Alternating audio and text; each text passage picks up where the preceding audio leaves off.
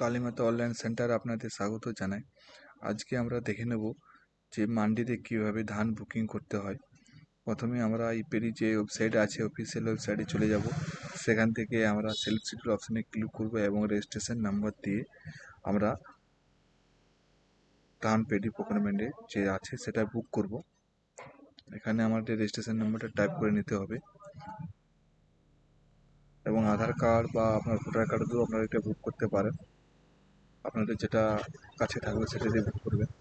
আমরা registration number দিয়ে করলাম এবং রেজিস্ট্রেশন নাম্বার আমরা টাইপ করার পর আমরা যে সাবমিট অপশান থাকবে সেখানে ক্লিক করব। সেখানে ক্লিক করার পর কিছুক্ষণ ওয়েট করবেন।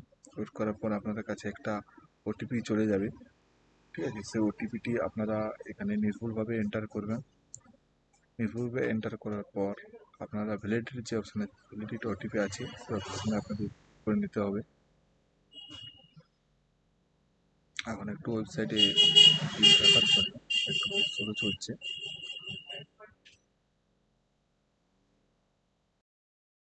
আমরা ওটিপিটি এন্টার করে নিলাম, এরপর ভ্যালিডিটি ওটিপি ক্লিক করলাম।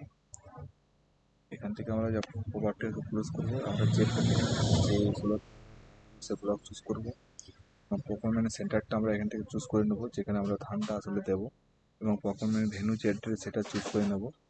এরপর আমরা ডেট চুজ করে নেব, কোন ডেটে ধানটা দেবো সেই ডেটটা আমি সিলেক্ট করার পর সাবমিটে ক্লিক করে নেব।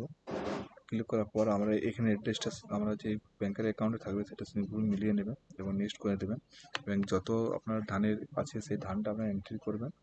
তারপর আমরা এখান থেকে ডেট টাইম স্লট চুজ করে নেবো এবং যে টাইমে ধান দেবো সেই টাইমটা স্লট দিয়ে পর সাবমিট করে নেবো। করার পর কিছুক্ষণ পর আমাদের বুকিং পেয়ে চলে আসবে বুকিং স্লিপটি। এটা আপনার প্রিন্ট করে নেবেন, ধান দেওয়ার সময় এটি কাজে লাগবে। ধন্যবাদ। আশা করি আপনাদের ভিডিওটি ভালো লেগেছে।